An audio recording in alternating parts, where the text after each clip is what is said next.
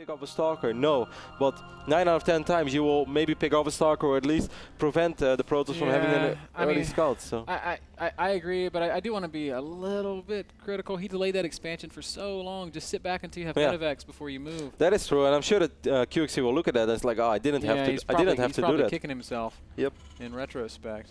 But TT1 certainly did a great job of capitalizing on that and then making a great defense as QXC jumped way ahead in supply for a period of time. Yeah, he had the medevacs ban, and not just he had more supply. He had a stronger army if they would go for a straight-up fight. Now, of course, the power of Protoss is that you don't have to go for a straight-up fight if you want to buy time for yourself. But that was a very tough defense for TT1 because every now and then you would think like, okay, I'm going to drop force fields, but at least I want to cut off a few bio units. And then before you know it, some more bio units run through, as of course, stimmed bio in that phase of the game could catch you off guard, and it's game over immediately. Your zealots will evaporate and you're going to lose the game. And I love watching games like the one I just saw. I know, and like I'm not a fantastic player, but I'm pretty good. But I know if I was in TT1's position, I would have probably just died to the pressure that QXC was putting on me, because that was really not easy for a Protoss player to stay alive. So I really appreciated how TT1 handled that situation, and he definitely deserves to be applauded for that, man. Playing it really, really well. TT1, a guy who at one point this season was saying, I'm not playing enough Wings of Liberty. I don't even want to be in the North American Star League. I just don't feel like I'm going to represent myself well. He's now up 1-0 against QXC and is one map away from perhaps getting his second win here in the North American Star League. Yeah, and then if he would win in the last play day ban, he could still potentially stay in the league, because 3-5 is another record you're going to get into the wildcards with, but you might just stay in the league, because most of the time there are always a few players who go either 0-8 or 1-7. 2-6. He's going to want to be involved in NASL Season 5 because it's very likely that it'll be played on Heart of the Swarm. And how awesome is that going to be, Ben? I'm super incredibly excited. I played actually a Heart of the Swarm ladder game before we went live today.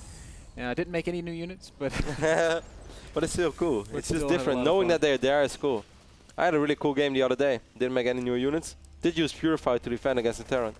Made me feel good. Well, I mean, that counts, though. I'm having a lot of trouble actually learning to work in these new mechanics. Now, to be fair, I haven't played nearly as much Heart of the Swarm as most of the guys here at the office. But no, definitely nobody has played as much as me. That is one thing, that's for sure. But I don't know, man. It's just like you have these new units, and you know that you want to make them, but I often feel like when I do make them, they don't work out. Ben, once more TT1 decided to skip the Zealot, and once more QXC is going for the engineering block, and I love it with dropping your eBay over here, just blocking it for quite a while. Now the Stalker is going to, well, will be able to pick up this SOE, but still, it's going to take such a long time. There's really not a lot of DPS in 2 probes and a Stalker, so basically TT1 is losing mining time right now, and more importantly, QXC is getting a great scout off, knowing that his expand, despite that he put it on the high ground, which I don't necessarily agree with, but he wants to keep TT1 in the dark, which is of course completely okay, as TT1 was not able to get up. I don't think he had to do that, but just a little bit of a mind game. But still, QXC's expand is going to be quite a bit quicker than the one of TT1. TT1 actually, for a second, Ben, I thought he was not going to expand, but he is. He does drop that Nexus. Yeah, he has a lot of probes already once more, 26. Is QXC's double gassing behind this. One thing that I always notice when I play against TT1 is that he pumps out so many probes on weird moments. Now, of course, this is early in the game, so this is not spectacular. But I've played PvPs against him where I really felt that I needed all those extra warpins of units, need the Chrono Boost this, Chrono Boost Forge, Chrono Boost Colossus, and then I take a look at the replay and he was like 8 workers ahead of me. I was like, how is this possible? It's really kind of trademark play for TT1. Yeah, and it's just him being able to take advantage of Protoss's ability to delay fights or stall fights, using that force field, using his excellent micro, and just exploiting defender's advantage. As QXC has landed his natural expansion, Kevin, dropping those first mules, bunkering up on top of his ramp, and researching that stim tech. So this game unfolding much like game number 1 did in terms of opening build orders, at least on QXC's side of that. QXC scans the main base of TT1, does not see this forge, but he does see the robo, he does see the 3 gates, and he sees the Nexus being walked in. So pretty damn good scan here for QXC, he sees almost everything. TT1 had a probe over here, but decided not to warp in any pylons and stuff, as it seems like he's definitely not aiming to be aggressive this game, as he's getting a forge and a robo, which is of course long-term investment, and is not going to help out in your little gateway pressure. Nope, not in the slightest. As we do see a couple of sentries and Stalker just sort of poking out in the center of the map. TT1 wants to take back a little bit of map control. He does have a probe on the Zelnaga tower, so he's much more aware of what's happening around the map than QXC seems to be, as we see extra bunkers being added. QXC a little bit worried that he might be playing against the same kind of gateway pressure. Canadian protesters, man, they love their gateway pressure, man. Certainly they do. TT1 has a reputation for it. Yeah, but TT1 also has a reputation of being a greedy macro player. Hawk on the other end is almost always at least putting some sort of aggression on Terran.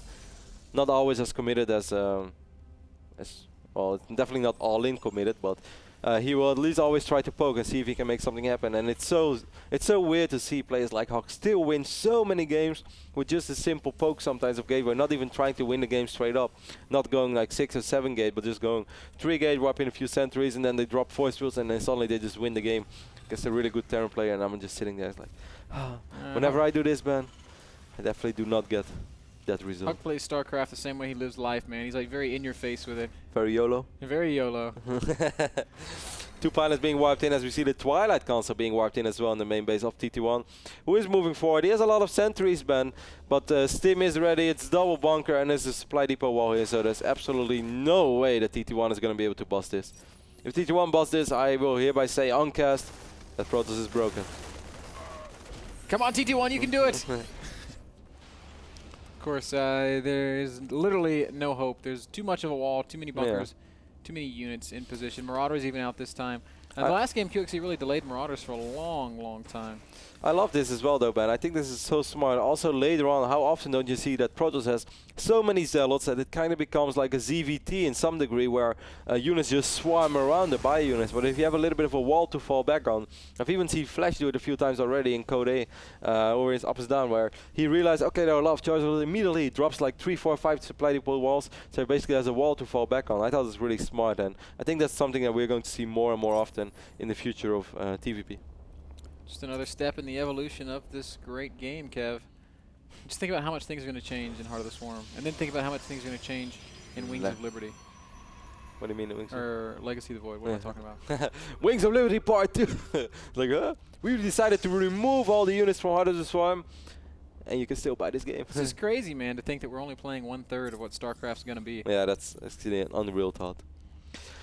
QXC is moving forward once more. I find this a very intimidating army, man. It's 51 army supply against 37. Good force fields though, but be careful with those zealots. So many units behind the force fields shooting at those zealots. But Guardian Shield keeping the zealots alive with that armor upgrade as well. +1 wasn't ready yet, so these Marines barely did any damage to these Marines. Those force fields were so nice. TT1 really sectioning off a large part of QXC's army. Loses a couple zealots, but kills a lot of Marines. And if you look at resources lost, we can see that TT1 traded much more effectively there than QXC did. And will easily be able to continue transitioning on towards the mid-game of his choice. He's getting a lot of upgrades. QXC saw those targets out of position, decided to stim in, went for the big stim, but Blink was ready for TT1, so he had a way to retreat as well. Oh, good. Observers in good position for TT1. He sees the units streaming in. He still has an observer in the main base as well. I really dig this, because now he can see that QXC is not staying on 2 bases, but drops that command center, and that changes everything for a Protoss. Because if QXC would have stayed on 2 bases for a much longer time, you might not just want to go up to 3 bases. In this case, well, TT1 might still not go up to 3 bases, but at least he knows that if he wants to, he can. Safely.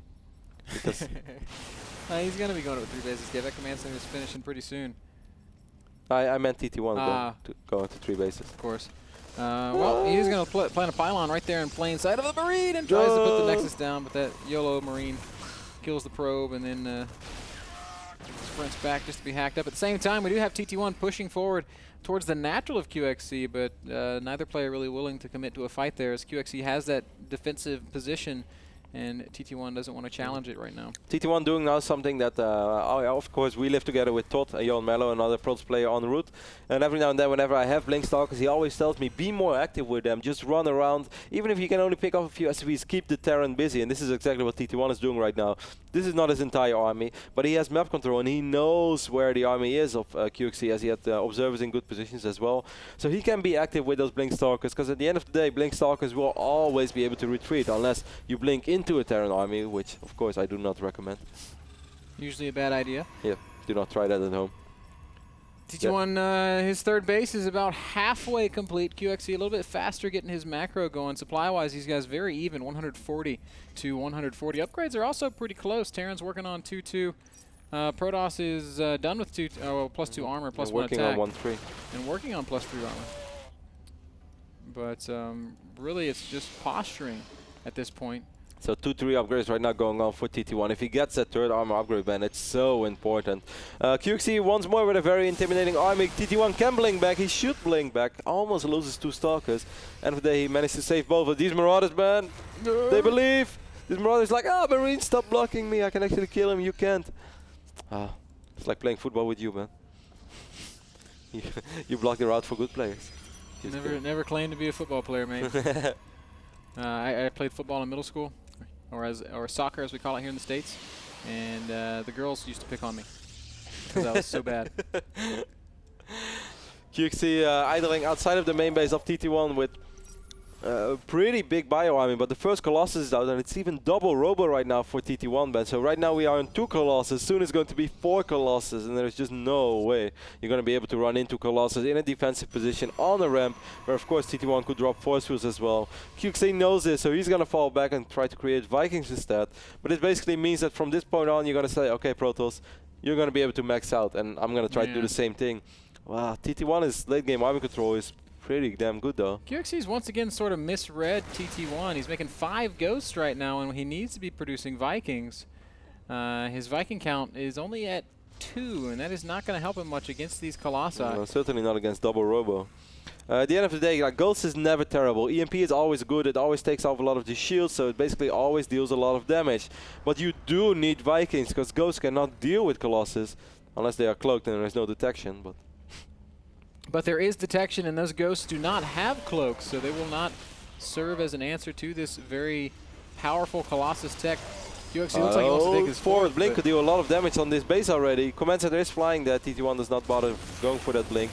But he knows perhaps there is a window, but perhaps there's not enough Vikings yet on the field. I think it's a possibility. TT1 not quite ready to commit to it yet. He is at 190 supply against about 190 supply, so very even supply-wise.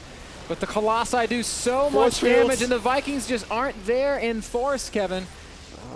TT1 still being so patient. QXC doing a good job though at right now, just defending, having SCVs repairing this bunker, trying to max out desperately 4 Vikings at once in production. Here we go, big aggressive blink. Colossi still very well protected. The Stalkers will kill the Vikings so incredibly quickly. Really good force field as well, zoning out so many Marauders, man, so the Stalkers could idle right below the Vikings. All the Vikings are dying, these Colossus dealing so much damage. And QXC will once again have to tap out. GG, TT1 will 2-0 Complexity's QXC. And he's looking pretty dang strong there, Kevin. I've got to say, TT1 looked great. QXC, I feel like, misread his opponent a little bit. That's twice in a row he went Ghost before Vikings, and twice in a row he just couldn't deal with that Colossus tech. So something in TT1's play, either throwing QXC off or something in QXC's play, not really accounting for that Colossus tech. What I'm most surprised by is we all know QXC has this great multitasking player as well, that he did not try to drop. Like TT1 is doing a good job of splitting up his army, but he's doing a much better job just sitting on top of the ramp and dropping the force fields. Because I still feel if you delay the Nexus from a Protoss player for such a long time, that first stim by a push with 2 medevacs or even 4 medevacs, but I would say with 2 medevacs, should be a super scary moment. We remember QXC earlier this season where he played against he played on Whirlwind, and he sent out those 2 empty medevacs to the main base, direct position, and I think it was against Finale where he took 1 map off Finale on Whirlwind. That was very smart, because it's this weak moment where Protoss does not have a lot of DPS, and if you then force Protoss to split up their army, it's going to be so tough. TT1 instead just sitting on top of his ramp, dropping excellent force fields, but QXC only trying to put pressure on that point. I feel that he perhaps missed a small window there, even though it's always hard to read, and if he just flies in a medevac and ends up losing it, he's going to be behind as well. So it's always a hard call to make. But by delaying that Nexus so much, there should be a window normally for QXC. But great play nonetheless from TT1, his 2nd win in the league. Game was brought to you guys by Audible. Download and listen to a bestseller today, and do it via nasl.tv/p/audible. We're going to take a short break. Our next game, it's going to be Finale versus Damaga. A little bit of ZVP action. I'm very excited for this one, guys. Don't go anywhere. Short break, and then we'll be right back.